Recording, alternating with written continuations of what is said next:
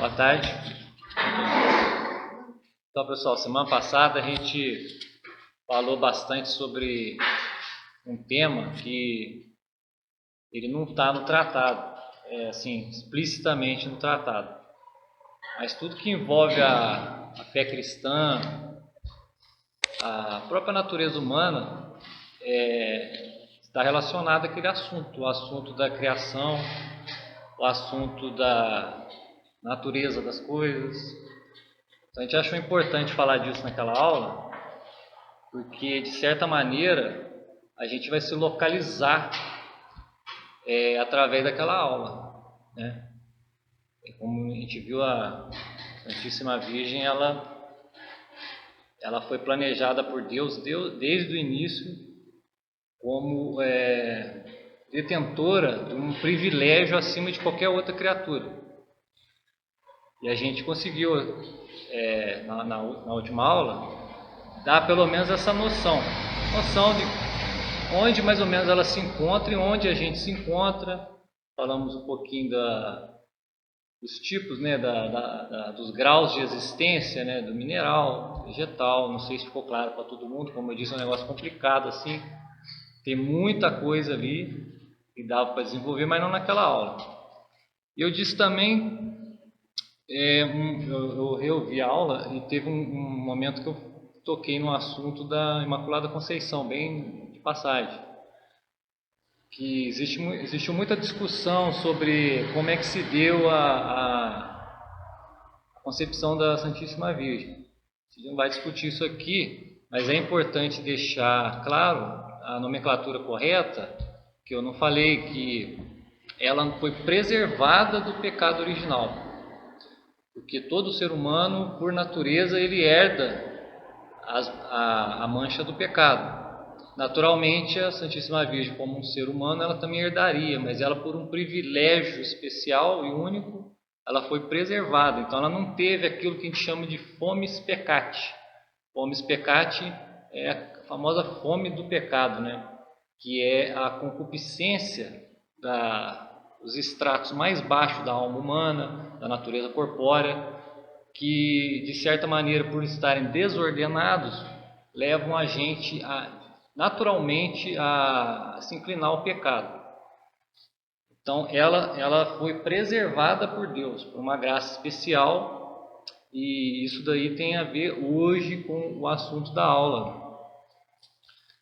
O assunto da aula hoje, se na semana passada a gente falou do papel de Maria no plano da criação, hoje a gente vai falar um pouco do papel dela no plano da salvação, né?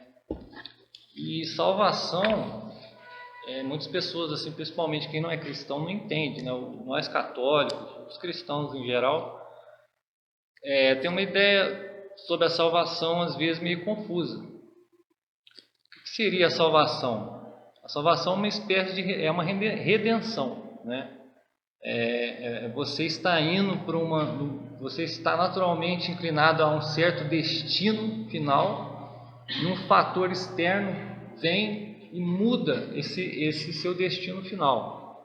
Então, isso seria a redenção, que é meio que um sinônimo aí para a salvação. O que seria a redenção? A redenção é uma regeneração sobrenatural. Se o homem está degenerado, a natureza humana está degenerada por conta daquela história toda que a gente contou na semana passada, do pecado original, né, da queda do homem. Então Deus, ele criou um modo de regenerar essa natureza que estava até então degenerada. E a gente já falou aqui do batismo, da força do batismo, bem de passagem. Mais adiante no curso a gente vai ter um momento que a gente vai falar um pouco mais detalhadamente do batismo. Mas o batismo, ele é o princípio dessa regeneração.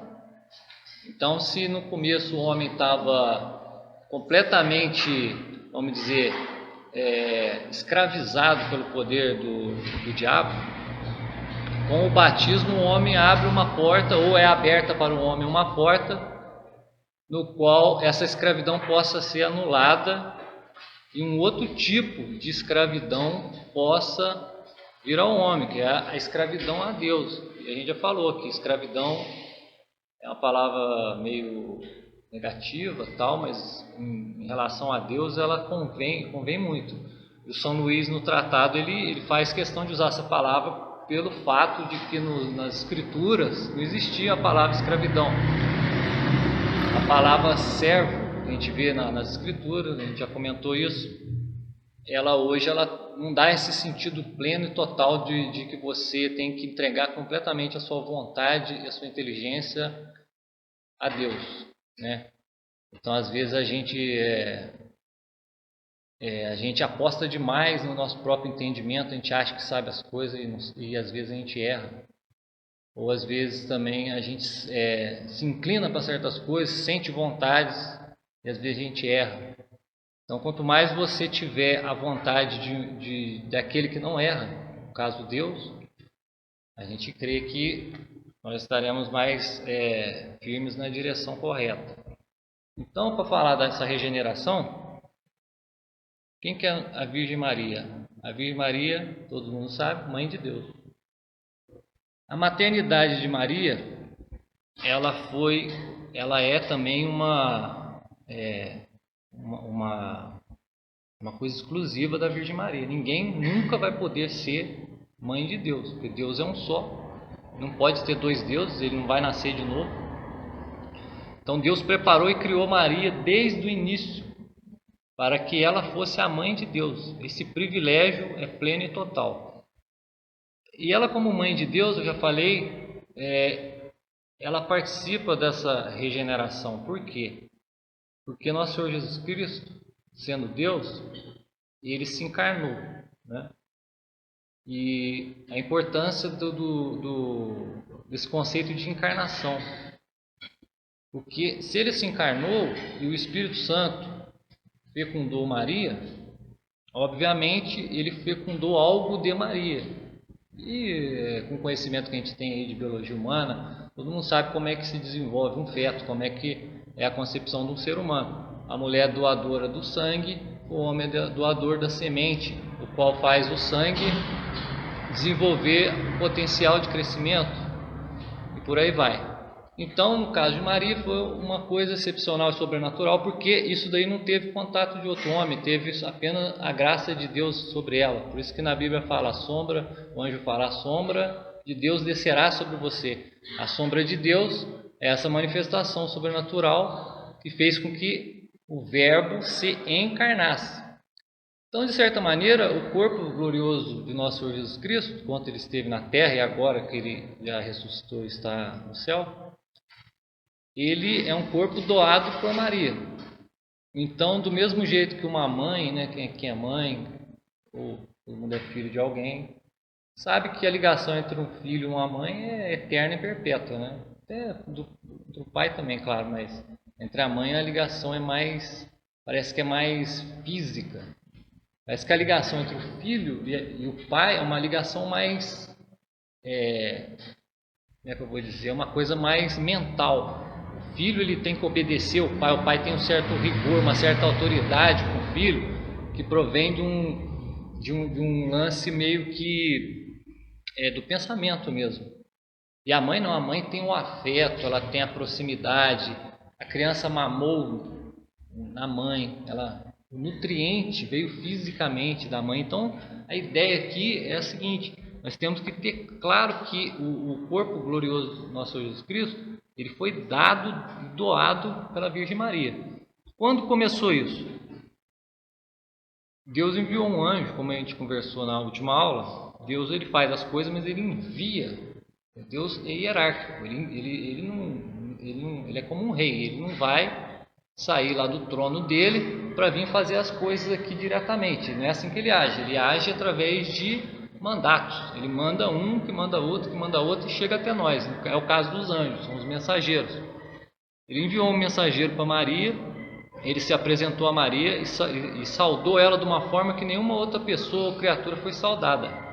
Ele disse: Ave Maria, cheia de graça, o Senhor é convosco. Todo mundo sabe disso. Só que nessa saudação tem muito mistério, muita coisa escondida aí dentro dessa saudação. Uma delas é o seguinte: quando o anjo apresentou após a saudação, ele apresentou para Maria qual seria, por exemplo, o plano de Deus para com ela, que ela seria a mãe do Salvador, etc, etc.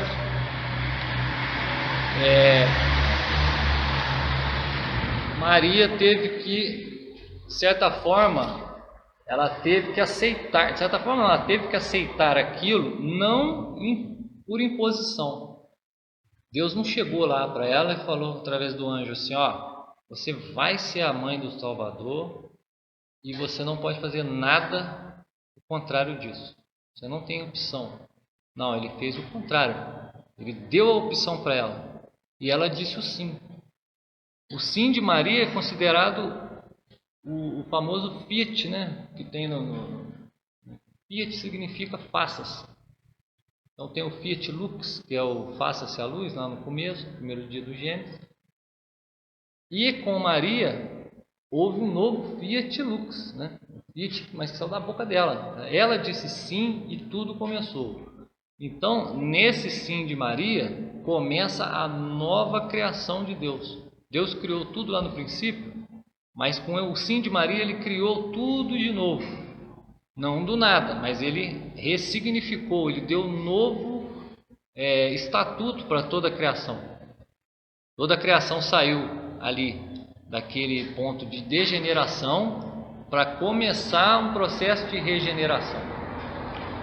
E como o homem é o centro da criação, obviamente o ator principal dessa regeneração é o homem, porque só os homens podem ter fé, só os homens podem conhecer a Deus. Os animais, as pedras, os minerais, os vegetais, eles também vão participar de uma certa forma dessa regeneração, mas não da forma consciente, como nós que somos seres que temos a inteligência. Então veja bem, eu vou falar uma coisa aqui.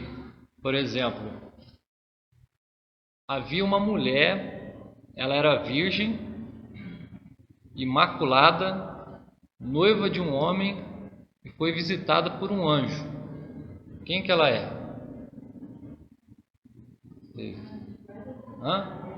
Maria? Também. Mas tem uma outra. Vocês lembram? Eva. Eva, ela era mulher, ela era virgem, ela era imaculada porque ela não tinha ainda pecado. Ela era noiva de um homem porque ela estava com Adão, companheiro de Adão, e ela foi visitada por um anjo. O anjo que visitou ela era um anjo decaído. Então existe esse paralelismo entre Maria e Eva. Estranhamente, coincidentemente ou providencialmente, se você for parar para pensar, Eva, ao contrário, é ave. Quando se refere à Virgem Maria, a gente se refere a Ave Maria. É uma coincidência, não tão coincidência assim, mas indica alguma coisa. Então, no caso, a Igreja Católica considera Maria como a nova Eva e Nosso Senhor Jesus Cristo como o novo Adão. Então, se lá no paraíso tudo começou com a criação do Adão e dele veio Eva, como uma parte dele, Deus tirou a costela de Adão e fez uma companheira para servir-lhe. Algo saiu de Adão para ser feito Eva. Com Maria é diferente. Algo saiu de Maria para ser feito o novo Adão. O que é esse algo que saiu de Maria? O que saiu de Maria foi a humanidade. Pois Maria, ela é plenamente humana, plenamente criatura. Ela não é uma divindade, ela não é um outro Deus, né? Isso é fonte de confusão entre nossos irmãos protestantes, porque eles não entendem que o culto a Maria, ou a nossa devoção a Maria, não é uma idolatria, porque nós não tratamos ela como Deus. Nós tratamos ela como um dom de Deus, é diferente, é uma veneração. É como aquele homem que compõe uma música, você ouve e você fala, nossa, que bela música. Ao você falar que bela música, você subentende que houve um autor daquela música, que é ele que é a origem daquela música. né? Você nunca vai achar que aquela bela música ela se fez por si mesma, ou ela tem existência própria. É o caso de Maria, ela não tem existência própria, o mérito dela veio todo de nosso Senhor Jesus Cristo. Então, a gente tem que ter em mente, né, é importante isso na consagração, de que ao você entregar tudo na mão de Maria, você está rezando para Nossa Senhora, você está pedindo para ela, você não está dividindo. Olha, aqui está Deus, aqui está Maria. Nossa, Jesus vai ficar triste porque eu quase não falo com ele, eu só falo com a mãe, eu não falo com o filho. Não, para nós católicos não pode existir esse tipo de como é que é o nome?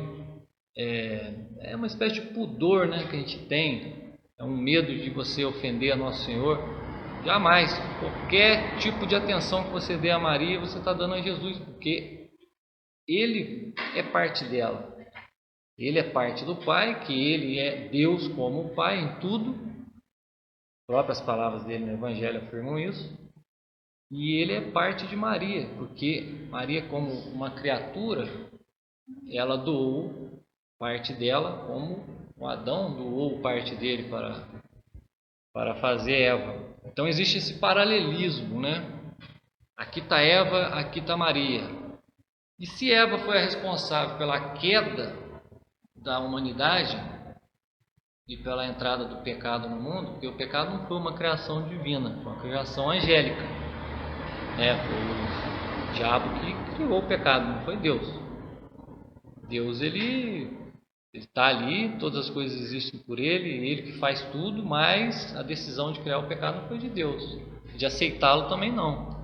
Mas tudo, de certa forma, misteriosamente, faz parte do plano de Deus, né? É por isso que a gente vai achar que Deus criou o pecado. Então, esse paralelismo, o que ele induz a gente a pensar? A consequência disso é que se o mundo desceu, caiu, degradou por uma mulher, Deus quis que por uma mulher ele fosse regenerado e elevado. Então, tá aí. Se nós, como homens, humanidade, né? Quando eu falo homem aqui, eu não estou excluindo as mulheres, não. É só vício de linguagem, né? A humanidade, ela caiu e ela está no centro da criação de Deus.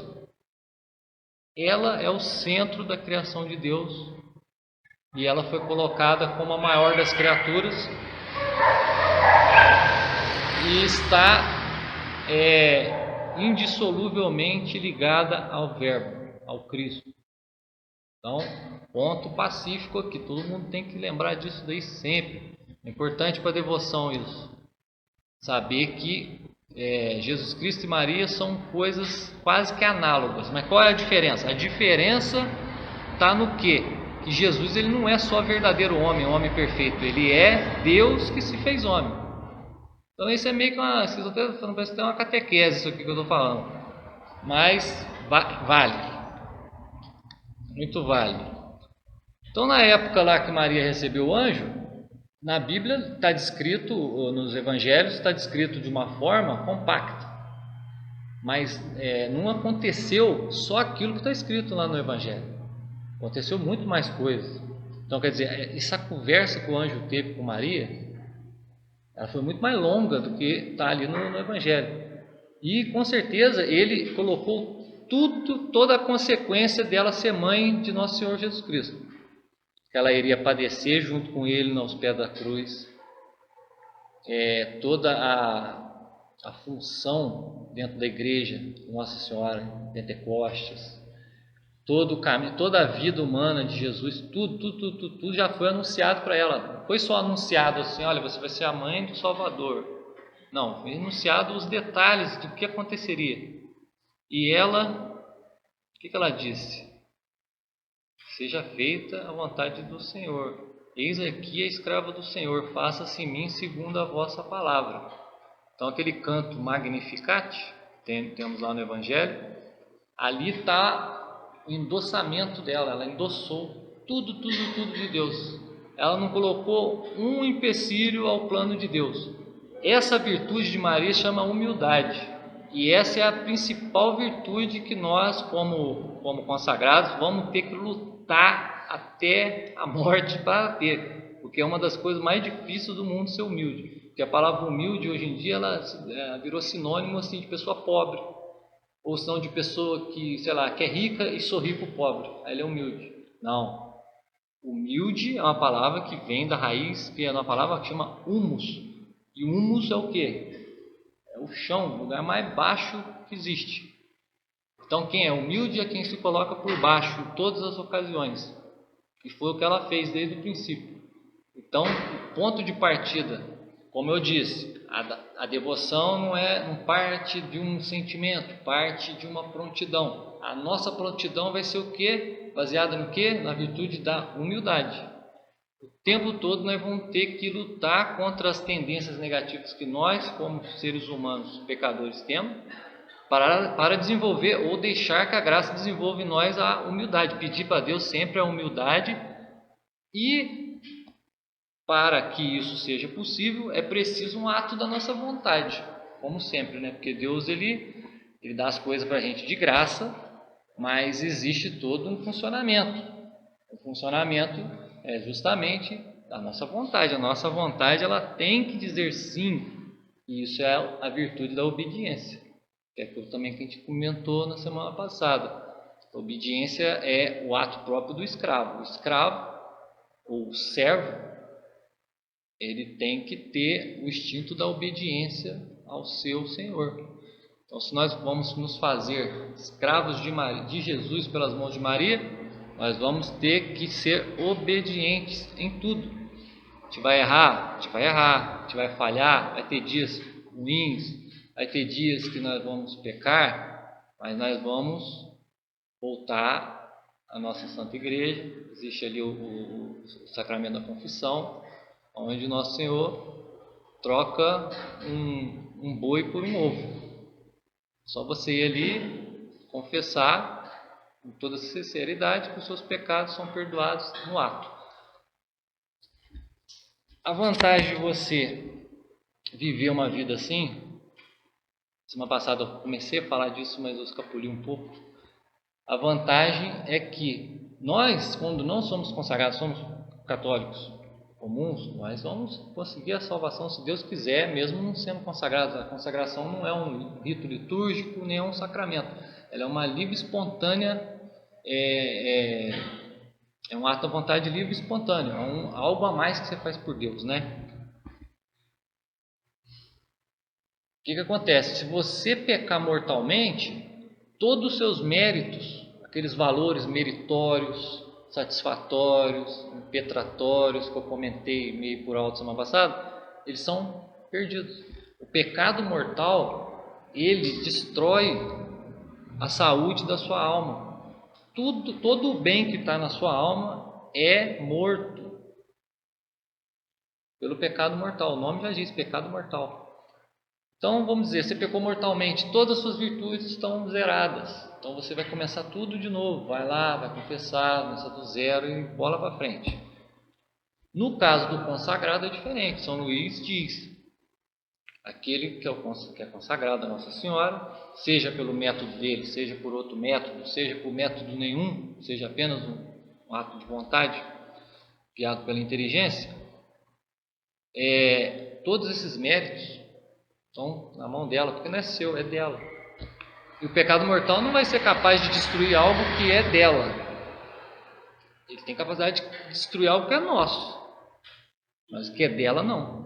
Então, né, vamos entregar nossas vontades, nossos atos, nossos méritos, nossas orações, tudo na mão dela. Nós não vamos precisar mais nos preocupar. Nossa, eu vou fazer uma oração para o fulano que está doente. Ótimo, faça. Mas a sua oração só vai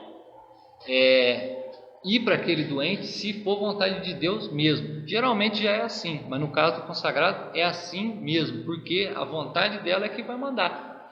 Então, toda vez que a gente for fazer a nossa oração, nós como consagrados vamos falar: mãe, é uma sugestão, eu estou pedindo isso para a senhora, mas é a senhora que decide, porque eu entreguei tudo para vós, é só uma sugestão. Então a gente vai poder só dar no máximo sugestões a ela, a gente não vai perder.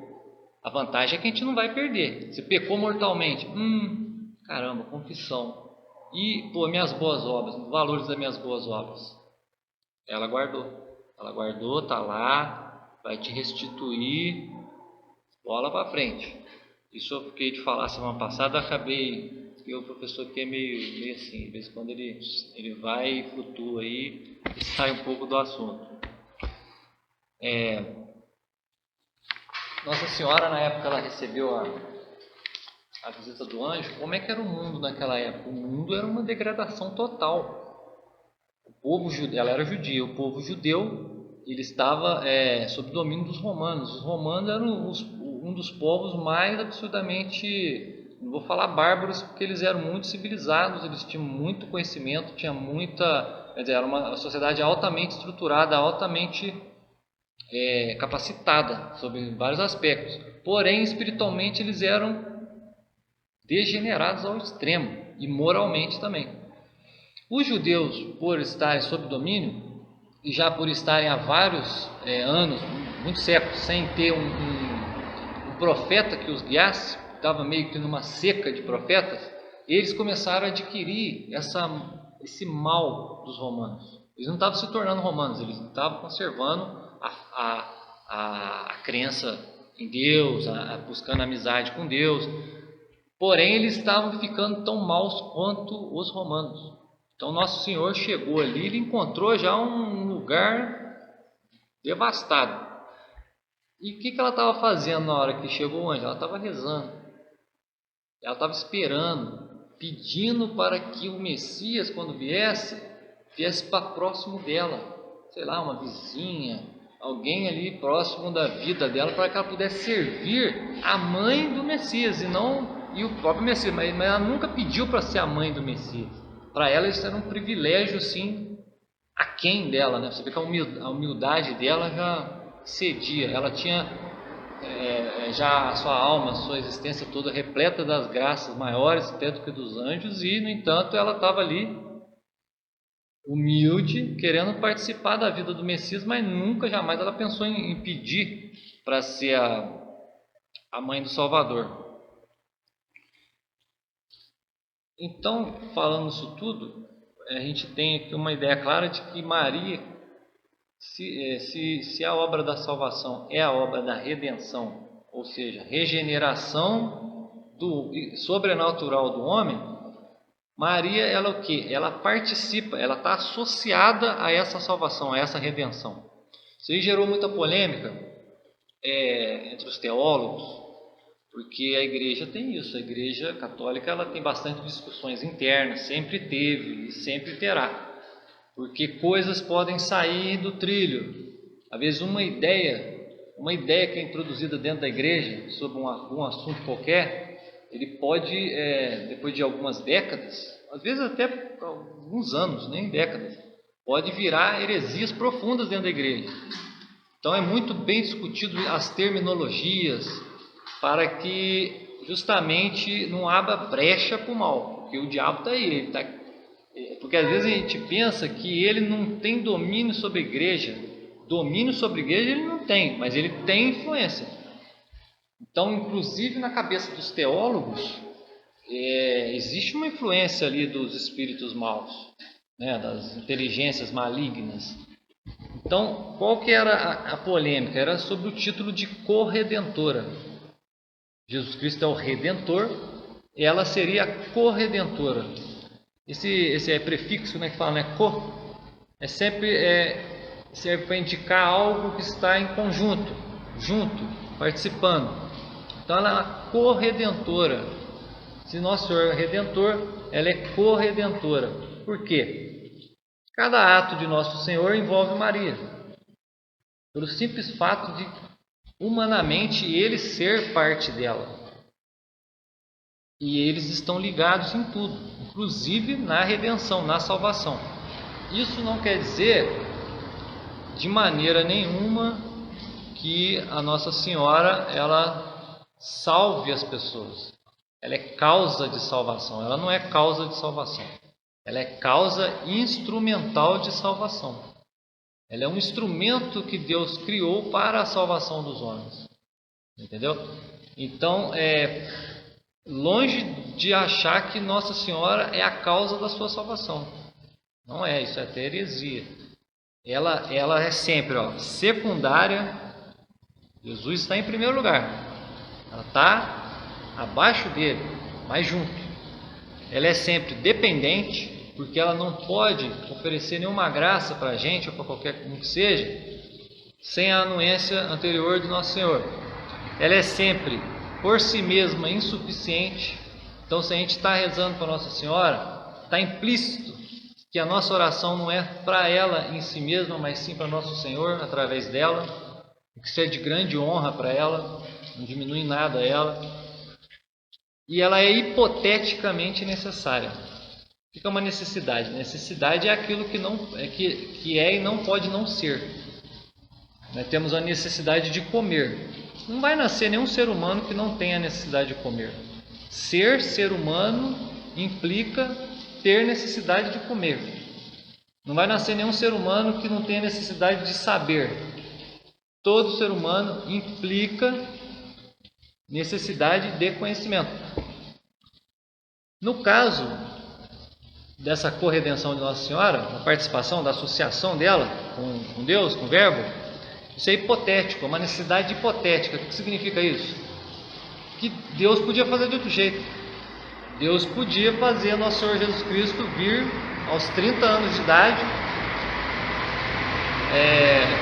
dos céus, numa nuvem, homem feito, chegar lá embaixo e falar: olha só, aqui está o Evangelho. Deus podia fazer isso. Mas não, ele quis que fosse dessa maneira. Como nós sabemos disso? Porque simplesmente aconteceu. O que acontece é Deus que faz. Tudo. A doença, a morte, a desgraça, a felicidade, a tristeza e a alegria. Tudo, a origem é Deus. Então nós que somos católicos somos o quê? Monoteístas. Nós acreditamos que exista um só Deus, e isso daí a gente tem a gente tem um parentesco, se é que pode dizer assim, com as outras religiões semíticas, né, que é o judaísmo e o islã. Os dois também creem que Deus é um só, e tudo que acontece só vem da vontade dele. Então não existe dois deuses. Por exemplo, não sei, sei lá, o ladrão entrou na minha casa e me roubou.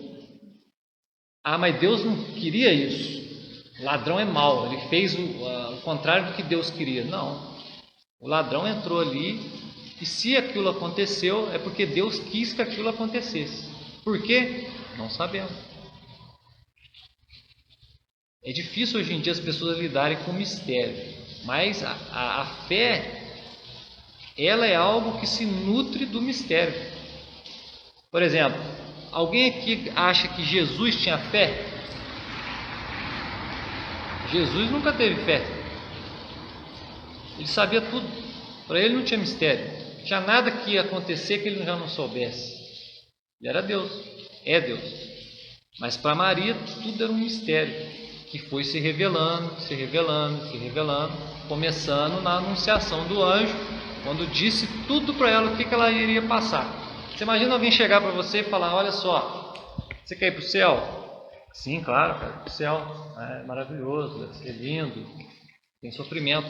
Só que é o seguinte, o seu filho vai apanhar, vai morrer na cruz, você vai ter uma doença terrível, você vai ficar de cama. Começasse a te dar só más notícias, para você ir para o céu, a primeira reação sua ia ser o seguinte: não quero isso. Você ia até esquecer do céu no começo. Por quê? Porque dentro da gente existe um desvio que leva a nossa inteligência, a nossa vontade a crer no erro e querer o erro, e não a verdade, o bom e o verdadeiro, né? Claro. Então, no caso dela, você imagina, chegou para ela: você vai ser a mãe do Salvador, você que vai ser a mãe do Messias, e está aqui, tudo que vai acontecer a você, todos os privilégios que você terá, as dores, os privilégios. E ela aceitou humildemente, obedientemente, E o sofrimento de Maria foi o sofrimento de Cristo. Cristo pregado na cruz, Maria de certa forma foi pregada na cruz, num sentido metafórico. Eva apanhou a maçã, ou seja, maçã não, né? Esse é o imaginário popular, tornou o fruto proibido a maçã. Ela pegou o fruto, tomou o fruto da árvore, tomou para si. Maria não. Maria não tomou para si o fruto da árvore, aquele que estava pregado na cruz do Calvário. Ela entregou, ela não quis tomar para si. Você vê que a obediência, o amor a Deus, a vontade entregue total a Deus, tudo isso são as virtudes de Maria. E está aí o motivo do porquê que a gente está fazendo a consagração. Por que a gente não imita Jesus, gente? Sim, é válido, é bom imitar Jesus. Inclusive tem um livro chamado Imitação de Cristo. Não sei se todos conhecem, já tiveram a oportunidade de ler. Ali dá as linhas gerais do que é o Cristo, da mensagem do Cristo, como imitá-lo. Sim, mas isso é um trabalho, para nós, assim, é muito grande, muito grandioso. Apesar de que a gente só vai pisar no céu quando nós formos configurados a Ele. Mas existe, segundo São Luís Maria de Montfort, existe um meio mais suave para você conseguir isso.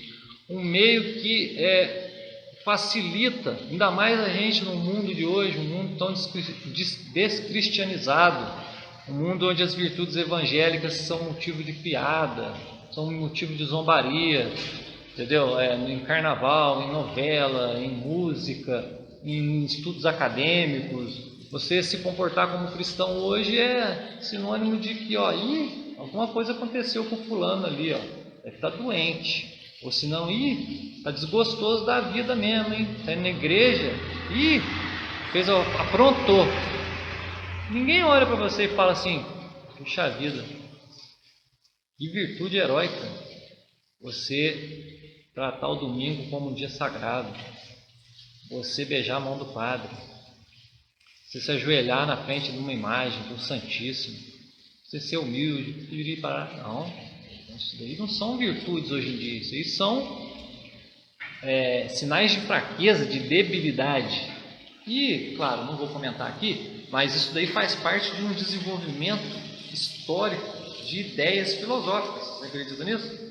Ideias filosóficas que foram transmutando para outras e para outras e para outras e degeneraram de uma tal forma que encontraram no cristianismo que a última pedra para a implantação de um mundo realmente contrário a nosso Senhor Jesus Cristo. Isso daí é um fato, qualquer um que leu, por exemplo, você pegar a explicação do Apocalipse, ele remete a essa situação que está acontecendo hoje no mundo. E quando eu digo hoje, esse hoje dura alguns séculos, não é 5 séculos. O que é 5 séculos? 5 séculos é o tempo de existência do nosso país, 500 anos do Brasil. Então, mais ou menos na época que o Brasil foi descoberto, começou essa avalanche dentro do cristianismo, mas isso aí pode ficar para outras ocasiões. O que nos interessa aqui é entender como Maria está ligada, associada indissoluvelmente a Cristo. E nós não devemos ter nenhum tipo de receio de entregar tudo para ela, achando que está desprezando ou colocando de lado ou dividindo. Aqui está Jesus, aqui está Maria. Não, a gente aqui é uma unidade, O mistério da Santíssima Trindade é uma unidade. O próprio nome diz, mistério. É uma unidade complexa, difícil de explicar, possível até. Mas é igual o caso aqui dos mistérios de Jesus e de Maria. Então veja bem,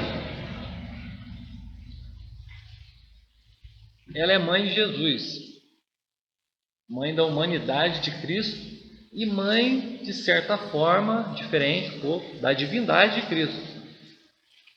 E se o Verbo se fez carne e ela é a mãe do Filho, ela é a mãe de Jesus feito carne, ela é mãe do Verbo. Mas muita gente vai falar assim, não, mas Deus não pode ter mãe, porque como é que pode Deus ter mãe? Deus já existia antes de Maria. Sim, claro. Nesse sentido, ela não é mãe de Deus. Ela é mãe de Deus no sentido de que ela é mãe do Filho, que é a segunda pessoa. E por causa disso, ela é mãe de todos nós. Ela é mãe de todos nós porque a Igreja Católica, a Igreja de Nosso Senhor Jesus Cristo, ela é considerada um corpo místico. A Igreja, ela é invisível. Esse edifício aí, o Vaticano, todas as igrejas que existem no mundo, toda a doutrina católica, todas as escrituras, todos o código canônico, o catecismo, tudo isso também é coisa da Igreja Católica. Mas a Igreja, ela é invisível e espiritual. E ela tem que ter uma parte visível e material. A parte visível e material é essa coisa toda que eu descrevi agora aqui. Por quê? Porque o ser humano, ele é um ser composto de matéria e espírito. Então a Igreja de Deus também ela é material e espiritual. Nós somos o corpo de Cristo. Corpo de Cristo da Igreja mística, né? Da Igreja invisível. Nós somos o corpo, nós fiéis somos o corpo. E Jesus é a cabeça. Isso daí está escrito aí nos na Sagrada Escritura, está no Catecismo, está em tudo. Isso aí é o ensinamento da igreja. Maria, ela está onde nesse corpo aí? Ela é o que liga a cabeça ao corpo. Ela é como se fosse, assim, se você fosse imaginar um corpo mesmo, é como se fosse o pescoço. É algo que está entre o corpo e a cabeça. Entendeu? Ela tem uma relevância ali diferente de todos os outros componentes desse corpo espiritual. Então ela é nossa mãe também. Se ela é mãe do Salvador, e é Ele que nos salva, e ela é corredentora, ela é mãe nossa também. Mãe em 3 sentidos. Em sentido próprio, porque ela nos comunicou a vida sobrenatural que Deus trouxe. Ela nos comunicou. Foi ela é a porta por onde entrou Deus no mundo. Entrou por um ato voluntário dela. Então ela entregou a vida dela para ser mãe do Salvador e mãe daqueles que seriam um corpo místico da Igreja de Cristo, onde Ele é a cabeça. Ela é mãe nossa no sentido espiritual, porque ela nos dá a vida do Espírito, não a vida da carne. A vida da carne ela deu a Nosso Senhor. A Ele foi dada a parcela de humanidade dela para que fosse formado o corpo dele. Então ela é mãe carnal de Nosso Senhor Jesus Cristo, mas ela é nossa mãe espiritual, porque nos pés da cruz, Nosso Senhor entregou ela aos cuidados do apóstolo querido, aquele apóstolo querido João. Ele disse: eis aí a tua mãe. E falou para ela: eis aí o teu filho. Na linguagem simbólica, é só você pensar assim: tudo que está escrito no Evangelho, Nosso Senhor falou só para os apóstolos? Ou tudo que Ele disse para os apóstolos se refere a nós? Eu, você. Claro que é a segunda opção. Porque se Ele falou só para o apóstolo, só os apóstolos vão para o céu, nós não vamos. Ele falou só para os apóstolos. Só falou naquela época lá, para quem estava ouvindo. Nós não ouvimos. Nós só pegamos o ensinamento da tradição da igreja, o magistério e as Sagradas Escrituras, então nós não vamos ser salvos. Não é assim. Ele disse ao apóstolo: eis aí a sua mãe. Ele disse para nós: eis aí a nossa mãe. Então, está aí a origem aí do sentido de que ela é nossa mãe espiritual. E ela é nossa mãe no sentido formal, né? Formal significa basicamente o seguinte: ela quis ser nossa mãe. Foi revelado para ela: você vai ser mãe de toda a humanidade. Ela quis. Então, gente, vamos aqui chegando ao fim. O papel de Maria, então, como no plano da salvação. Entre Deus e os homens só existe um mediador, e ele se chama nosso Senhor Jesus Cristo. Entre Deus e os homens. Mas ele não é Deus? Sim, mas ele se fez carne. Então a carne de nosso Senhor Jesus Cristo, a humanidade dele, tem que ser levada em consideração, a parte visível.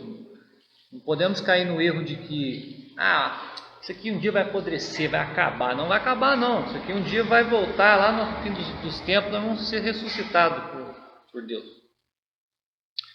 O fato dele ter virado carne é sinal para nós começarmos a dar valor à nossa vida biológica. Cuidar melhor da nossa vida espiritual é cuidar também da nossa vida moral, sexual, biológica. E temos que dar uma dignidade para o nosso corpo. O nosso corpo ele tem que ser atraído pela nossa alma, pela nossa inteligência, pela nossa vontade, e não a nossa inteligência, a nossa vontade ficar seguindo os deleites do corpo, o que o corpo quer, o que o corpo pede. Não! Nós temos que domesticar esse corpo, porque ele vai ser, de uma certa forma, porque o corpo não peca, o que peca é a alma, vou deixar bem claro. O corpo não peca. Se o corpo pecasse, os cães pecariam. Cão, gato, nenhum desses bichos tem pecado. Tem pecado são seres que têm alma racional, no caso o homem ou os anjos. Então a gente tem que entender isso, que a gente tem o corpo, e nosso corpo é semelhante e é unido espiritualmente e fisicamente ao corpo de nosso Senhor, e também, de certa forma, ao corpo de Nossa Senhora, porque o corpo dele é o corpo dela. Onde que eu quero chegar com isso? Que nosso Senhor é o único mediador, mas entre o mediador e nós ainda existe uma brecha. Dificilmente a gente alcança o nosso mediador. Nosso mediador é Cristo, mas nós precisamos de uma medianeira, alguém que esteja em contato íntimo com nosso Senhor. Essa medianeira é a Santíssima Virgem Maria. Então a gente não pode ser, vou usar a palavra aqui, arrogante. Não estou acusando ninguém de ser arrogante. Estou falando que a gente não pode ser arrogante de achar que eu só falo com Jesus. Não, eu já vou direto para a fonte. Não. Vamos ser humildes, Nós precisamos de uma advogada. Mãe é advogada. A mãe, o pai chega com a cinta, a mãe, não bate. Mãe é advogada. O pai põe a moral, põe a lei, põe o limite. A mãe vai lá, afaga, contemporiza. Então, nós temos que ter a nossa mãe, que nós já temos. Mesmo aquele que não aceita Nossa Senhora, como alguma maioria dos protestantes, não aceita essa dignidade dela, ela é mãe deles também. Entendeu? De qualquer maneira, eles, se Deus quiser, quando eles chegarem lá no Altíssimo, eles vão encontrar com ela lá e vão se entregar completamente a ela. Então nós temos que entender, o mediador é um só, nosso Senhor Jesus Cristo. E é a Ele que nós estamos nos consagrando, mas pelas mãos da medianeira, que é o ponto de ligação físico, humano e espiritual, etc, etc, que é a Virgem Maria. Ponto que a gente tem que lembrar sempre. Vou dar um exemplo. O apóstolo Pedro, ele negou Jesus 3 vezes. E o que ele fez depois que ele negou Jesus 3 vezes? Não está escrito nas Escrituras, mas nós católicos não cremos apenas nas Escrituras, nós cremos na tradição e no magistério. O que ele fez segundo a tradição? Segundo a tradição, o apóstolo Pedro foi correndo para Nossa Senhora. Me perdoa, mãe, me perdoa, Maria, eu neguei ele, eu fingi que eu não conhecia ele, eu estou arrependido. Ela foi lá, acalentou ele e ele foi perdoado. Ele não caiu em desespero. Tanto é que ele se levantou, ficou com medo, como todos os outros, menos João e menos Maria, não foi lá para o pé do Calvário, né? Todo mundo deu no pé. Mas ele não caiu em desespero. Agora, um outro indivíduo aí, tal do Judas, se ele tivesse procurado Maria, porque ele se arrependeu num certo sentido. Ele se arrependeu, mas ele não aceitou o perdão. Quem se suicida não acredita em perdão, acredita na condenação. O Judas, ele traiu, ele sentiu remorso, ele não sentiu arrependimento. Arrependimento é uma coisa, remorso é outra. Ele se remordeu, remorso é remorder, ficou se remordendo. Nunca vou ser perdoado, nunca vou ser perdoado. O que eu fiz foi terrível, o que eu fiz foi terrível. Não aguentou a pressão, Satanás na cabeça dele, foi lá se enforcou. Aí ele se perdeu. Mas ele tinha a oportunidade de ir lá para Maria e falar: mãe, Maria, né? Na época, eu não sei se ele se dirigiu a ela como mãe, me perdoa, peça perdão ao nosso Senhor por mim. Ele não fez isso e o destino dele foi outro, né? Então Maria está aí, ela está sempre aí esperando nossas súplicas, os nossos arrependimentos, para ela apresentar o Filho, que é o nosso Senhor Jesus Cristo. Então você vê, ela sempre esteve ali na história da igreja, né? Pentecostes, nosso Senhor, 40 dias depois da ressurreição, ele subiu aos céus. E ali ele deu um mandato, falou: ide batizai todos em nome do Pai, do Filho e do Espírito Santo, ide ensinai a todos os povos. Não tem essa de, sei lá, o catolicismo ele é intrusivo, porque mandava lá para a China, para o Japão, para a África, aqueles missionários para obrigar os coitados a abandonarem a cultura deles. Hoje em dia eles falam isso. Não, eles estavam obedecendo, debaixo da graça, obedecendo ao mandato do nosso Senhor. Eles estavam indo ensinar todos os povos, e é o que nós temos que fazer, ensinar todos os povos. Claro que muitas vezes a gente vai encontrar resistência, tem pessoas que simplesmente não querem ouvir a mensagem. E nós, em certas ocasiões, pode até ser chato, né? Chegar e ficar insistindo, mas assim, ao mesmo tempo, você vê recomendações de Nosso Senhor, quando Ele enviou de 2 em 2 para evangelizar as comunidades. Ele disse: que aquela casa ou aquela cidade que não recebê-los, você bate a poeira do pé e fica amor, vai embora. É meio que Ele está falando para nós também, está falando: onde você encontrar muita resistência, faz sua parte e o resto, a semente foi colocada. Se ela germinar é porque o solo é fértil. Se ela não germinar é porque ela caiu no pedregulho, no arame farpado, nos espinhos. Já não é da nossa alçada compreender aonde vai dar isso. Isso aí já é o plano de Deus. Então temos que ser apostólicos, como eles foram a partir da ascensão de Jesus, com o mandato dele. E em Pentecostes, quando eles estavam em oração, aliás, isso é a origem da novena. O que é uma novena? A gente passa 9 dias dedicados a uma oração específica, a uma intenção. Passados os 9 dias, cessou a novena. Pode começar outra, começar a mesma, mas novena é 9 dias. Os apóstolos de Nossa Senhora estavam há 9 dias rezando. Com a questão da perseguição, eles estavam com medo, eles não sabiam, Jesus morreu, foi para o céu, e agora? O que a gente vai fazer? A gente não sabe. Ele mandou a gente fazer isso, mas a gente vai ser perseguido, sabe? Aquela coisa humana do medo. Aí veio o Pentecostes, o 10º dia. Aquela novena deles funcionou, né? Ou Deus fez funcionar para que aquilo fosse por nós absorvido como uma prática piedosa, uma prática cristã da oração da novena. E em Pentecostes, quem estava lá? Quem que era o centro de Pentecostes? Era ela, Nossa Senhora. Por ela veio o Espírito Santo em línguas de fogo, e por ela essas línguas de fogo foram para os apóstolos.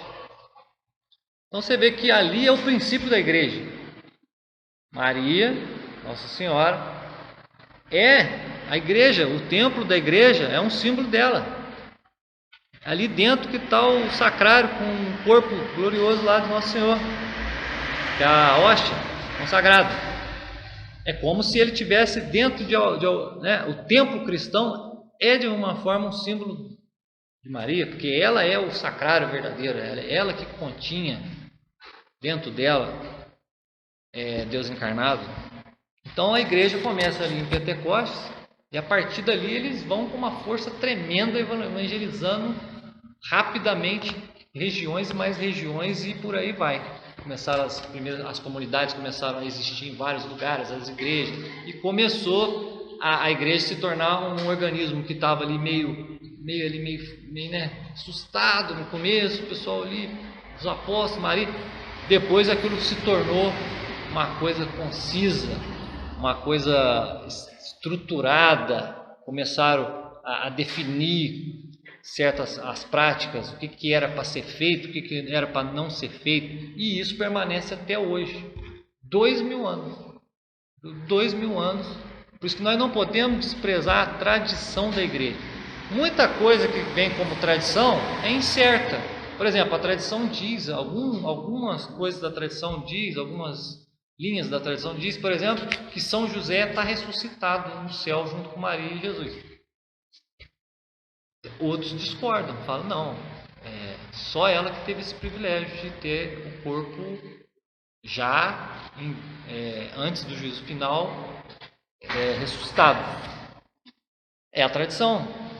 Pode ter uma divergência, mas a divergência nunca é absoluta, nunca ela é uma contradição muito escabrosa, assim, um negócio que vai derrubar um dogma, não. A gente tem que crer não só nas escrituras, mas na tradição da igreja, no magistério da igreja, porque, para e pensa, o Novo Testamento depois começar a ser escrito, os primeiros evangelhos, as primeiras cartas, o Novo Testamento você começa pelos evangelhos, os 4, depois começa os Atos e as cartas.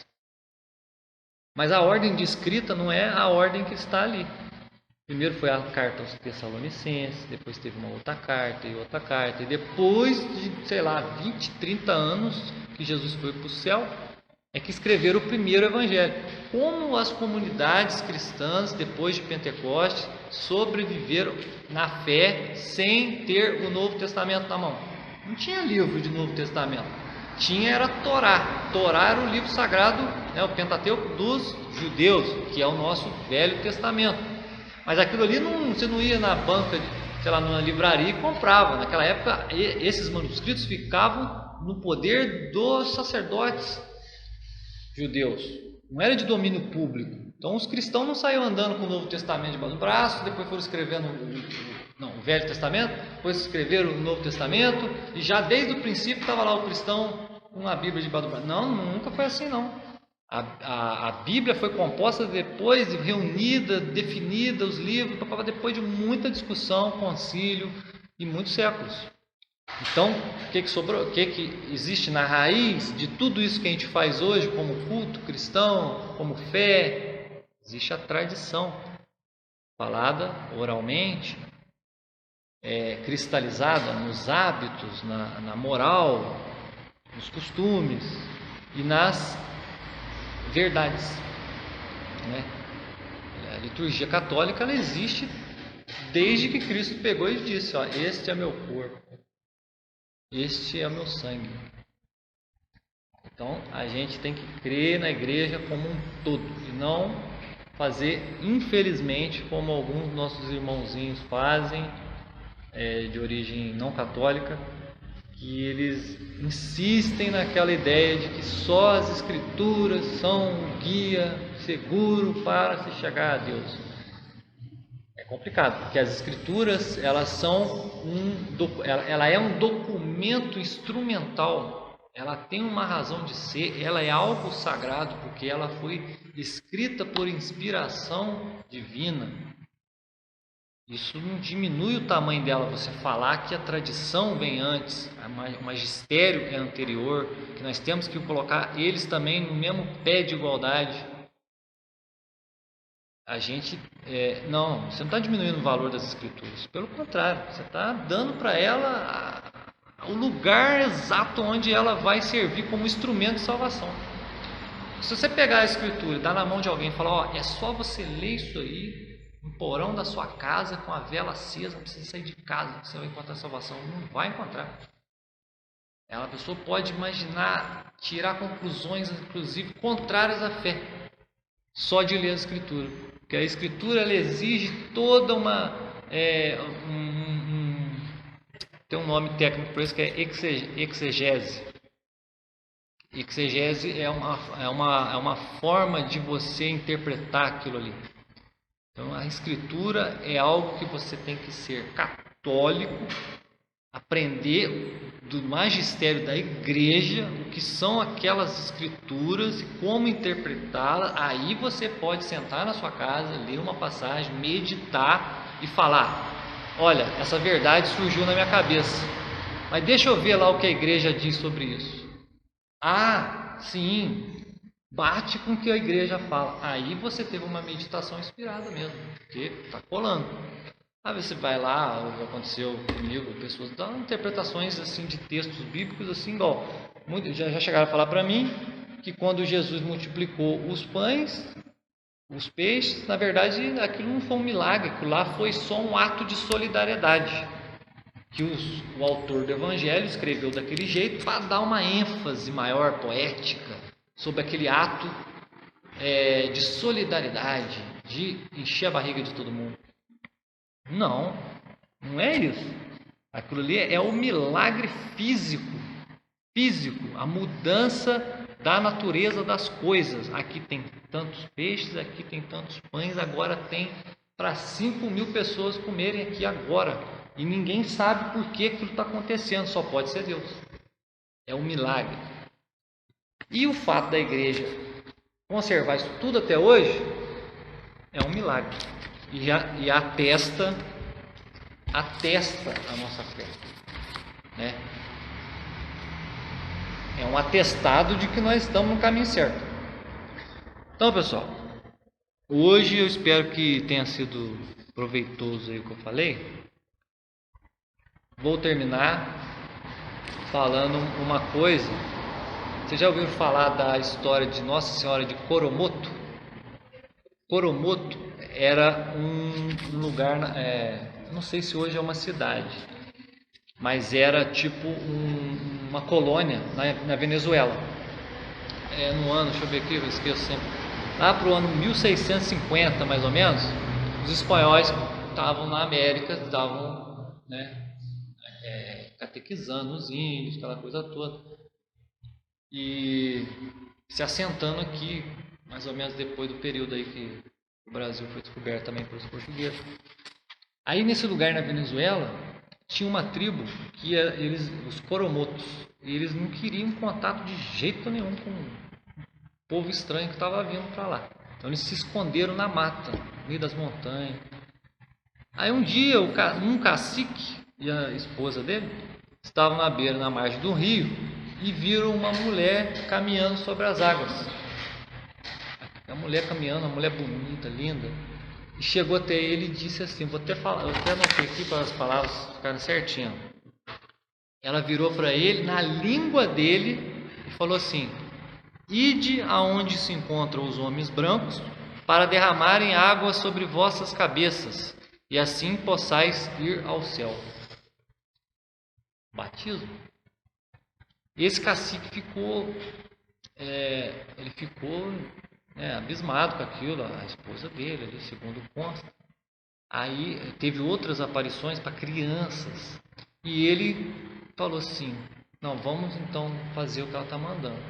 Aí, um dia por acaso estava passando um sujeito ali, fazendo uma exploração ali, o cacique foi até ele e falou, comunicou ali do jeito que deu, explicou, uma senhora apareceu e disse para derramar água na nossa cabeça para a gente ir para o céu. O cara, opa, coisa estranha aí. Ele falou, daqui 8 dias eu volto para a gente levar vocês lá para o povoado. Aí passou 8 dias, foram lá, aí foi aquela indiarada, tudo descendo, tudo indo junto. Chegou lá, todos os índios foram foram batizados, o cacique ficou relutante.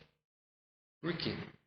Ele começou a temer perder aquela vida dele ali de selva, né? Que ele podia ter, sei lá, às vezes mais de uma mulher, tinha poder e tal. Aí ele viu que ali ele estava, de certa forma, ele ia perder o poder de domínio sobre os iguais a ele. Ele ficou cismado. Aí um dia teve um rito público lá, que os índios estavam participando, ele ficou bravo, falou, não, vamos embora. Levou todo mundo embora. Pá. Antes dele levar embora, o que aconteceu? Ele estava no lugar lá com a mulher dele, do nada quem aparece para ele? A Virgem Maria. E ele fica louco da vida, fica com raiva, ofende ela tal, e ela se aproxima dele, ele tenta acertá-la com um arco, mas ela desarma ele assim, tipo, desarma assim, a arma dele caiu, ela se aproximou dele. Estou resumindo aqui só para finalizar. Aí ele pegou e tentou golpear ela. No que ele tentou golpear ela, desapareceu. Quando ele fez assim, ele olhou, na mão dele tinha uma imagem, parecia uma imagem assim de Nossa Senhora, tipo numa folha, a imagem dela direitinho assim, um desenho dela, num ícone. Ele ficou com raiva daquilo, não estava aceitando aquilo, e colocou aquilo escondido assim num cantinho lá e falou, agora vou levar mesmo, todo mundo embora. Aí um molequinho que estava perto viu, pegou, pá, levou para o sujeito que tinha trago os índios lá para o povoado, né? Acho que o nome do cara era João Sanches, isso aí. Aí ele falou, olha, aconteceu isso e tal. Aí eles guardaram aquilo como uma relíquia, né? Como um sinal milagroso da Santíssima Virgem. Aí os índios foram embora para a selva. No meio do caminho, uma cobra venenosíssima picou o pé do cacicão aí. Ele ficou desesperado. Aí a macheza dele, né, a braveza dele, né, não, vamos embora todo mundo, não quero mais saber desse negócio de ir pro céu não. Ficou uma mocinha, né, foi um docinho de coco, ficou desesperado, eu vou morrer, eu preciso, me batiza pelo amor de Deus. Aí tinha alguém passando, também providencialmente, pediram, foi lá e batizou ele e ele morreu. Morreu, provavelmente foi para o céu, porque morreu batizado, e só vai para o céu quem está batizado, quem não está batizado validamente. Jesus, a palavra dele deixa claro que vai para qualquer lugar, menos para o céu. E eu contei isso porque essa história mostra que Nossa Senhora, ela quer todos os filhos. Tem essa daí de branco, de negro, de índio, de mulato, de japonês, não é todo mundo, é o gênero humano. São as pessoas humanas. E os índios são todos convidados também a se entregarem a Nosso Senhor pelas mãos de Nossa Senhora. Porque esses índios, sem saber, eles se consagraram a ela. Porque ouviram a voz dela, o pedido dela, né? O cacique primeiramente, depois ele desistiu, ficou lá com suas vontades humanas à flor da pele. Não, vou perder a coisa boa, né? Vou perder o bem bom, não quero mais. Isso acontece com a gente. Então isso daí eu contei meio que pra gente ter assim, vocês pesquisem essa história, que ela é muito mais bonita do que isso aqui que eu estou contando, entendeu?